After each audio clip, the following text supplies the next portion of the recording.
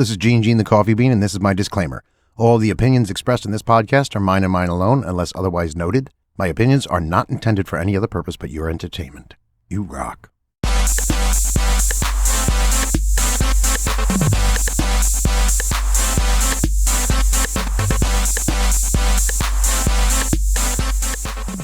Good morning, everyone. This is Gene the Coffee Bean. Hope you and your loved ones are all doing fantastic. Welcome to the podcast. Okay, let's jump right into today's quote of the day. Most people would rather give than get affection. Aristotle. How do you feel about that? Would you rather give affection or get it? Or do you think they're both of equal value? It seems like it's actually a transaction, a natural transaction, that when you give affection, obviously, they'll reciprocate. And that transaction is one of love, one of affection, one of validation between human beings. It's a beautiful, beautiful transaction. I mean, what a heartwarming quote.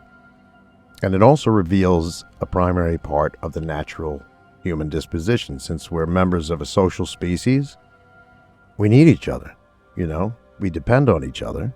So it's only logical that we would be compelled to remind each other of our value by giving affection and enticing a reciprocal response to it to finalize that awesome transaction.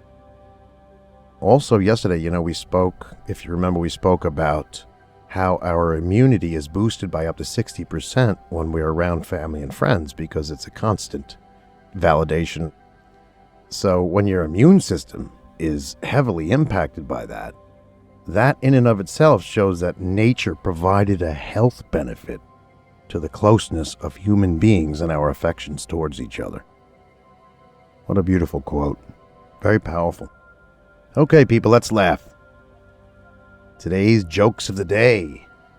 Number 1, a teacher asks her class, "Who do you think invented dancing?" Little Johnny throws up his hand. "My guess is a big family with just one bathroom." That's very cute. Okay, number 2. So this lady goes in and buys some shoes, the shoe store. So when she goes to the cashier, he tells her, "These shoes might be tight for the next 2 weeks." And she thinks for a second, and then she says, "Okay, don't worry. I'll start wearing them on the 3rd week then." Number 3, 2 men are on a bus talking. One of them says to the other, "I've been riding this bus to work for over 15 years now." The other guy responds, "Dear God, where did you first get on?" All right, number 4. All right, so there's these 2 ladies at work. One of them says, "When I drink coffee, I can't sleep." The other gal says, "Really? I have it the exact opposite." The first girl says, "Wow, seriously?" She says, "Yeah. When I sleep, I can't drink coffee." Number 5. Father sits his son down for a talk. "Son, I have something to tell you. You were adopted." The son says, "What? Oh, I knew it. All right, that's it. I want to see my biological parents. I want to meet them." Father looks at him and says, "Well, we are your biological parents, son. Now, pack up. Your adoptive parents will be here in 20 minutes to pick you up." That's awful. Oh my gosh. It's funny because it's not real, but it's awful. Oh, brother. Okay, fun facts of the day. Number 1, this is kooky. Every 2 minutes, we take more pictures than all of humanity did in the 19th century. Yowzer. This is, number 2 is very, very scary and depressing, man. Listen to this one. In just 2.3 billion years, it will be too hot for life to exist on Earth. Man, that's just around the corner. 2.3 billion years? We'll be living on another planet by then, most definitely. Somehow, some way. Number 3. Stomach acid is so strong, it can dissolve stainless steel Wow, that is strong. So when you get heartburn, it's really burning. Yeah. Holy smokes. No wonder why heartburn hurts so bad. Number 4. Oh, this is something that we can compare to today. This is very relevant. Listen, during the 1700s, when novels became more widely available, both society and newspapers became concerned that the young people were reading too much. Can you imagine that? They were concerned that the younger generation was reading too many books.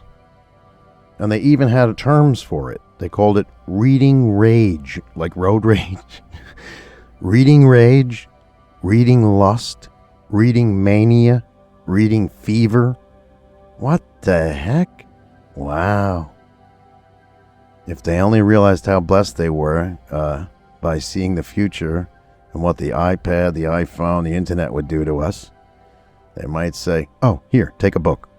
Or 12. It just goes to show, hey, whenever something new comes out, a new technology, a new way of living, we always, in order to gain control, first you have to lose control. And whenever something new comes along, we lose control. We take it over the top, we push it too far, and then we learn and reel it in. That happens with every new technology or advancement. It always did, it always will. We're not perfect. All right, questions of the day. Number 1, are humans better at creation or destruction? Now, some people might want to have a knee-jerk reaction to that and say, destruction, we're so destructive. But if you look at all of the things we've created for thousands of years that are still around, and ancient societies and countries that still exist, you look at satellite maps of all the things that we've created since the 1970s all the way till today. It shows that we're much better at creation than destruction. Much better. People rock, man. We're just a lot of times we get involved in silly things because of a handful of people that are in the quest for money and power and yada yada. Number 2, what is your favorite form of travel? Mine is riding on trains. I love trains. I'm like a little kid. Get out of my fort. All right. What was your favorite gift you received as a child? Rosebud. Mine was G.I. Joe. My first G.I. Joe, and I had a really novel name for him. Joe. Yep, I called him Joe. I remember he had a little bald spot on the top of his head after the first couple of months I had him. I guess the glue didn't stick. Anyway, that's always very heartwarming when you remember your childhood. Our childhood memories are probably our favorite memories in life for most humans. All right, question and challenge of the day. The question is, do you like receiving compliments? If you answered yes, which I know you all did, here's the challenge. Give an honest compliment to 3 random people today. Yeah, that's a good one, though. Okay, silly question of the day. What would be your strategy for a zombie apocalypse? Wow, man. Did you guys store up all your freeze-dried goods in the basement? You got nails, screw guns, screws, boards, metal brackets, batteries. You got everything? You ready to rock and roll with these zombies? I personally don't have a strategy for a zombie apocalypse. I really don't. But there are definitely people out there who do. They actually think it might happen. Some of these people out there. It's funny. All right. We're off to the micro story of the day. I will see you on the other side. Peace. Siberian Nights. She yoked the horses to the sleigh, fastening all of the buckles securely. Once finished, she stepped onto the sleigh and gently encouraged the horses to move forward. As the horses pulled her onto the road, she mused at how the trees lining both sides created the appearance of a tunnel, with branches arching over the top of the road like a roof. Oh, how she loved these Siberian nights. She leaned her head back and watched the snow gently floating down towards her. And when the snowflakes would fall onto her eyes, she wouldn't blink. She would just let the snowflakes melt and moisten her eyes. She yearned to see him again, hoping that the war would end soon and that he would come back to her.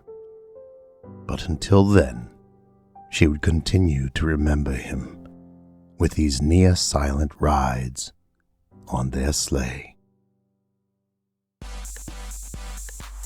And that is the micro story of the day. Thank you so much for joining the beam today, and I hope to see you again tomorrow. This coming Friday, I will be releasing a full-length story for your enjoyment over the weekend. Until tomorrow, this is Gene the Coffee Bean. Have a fabulous day. Peace.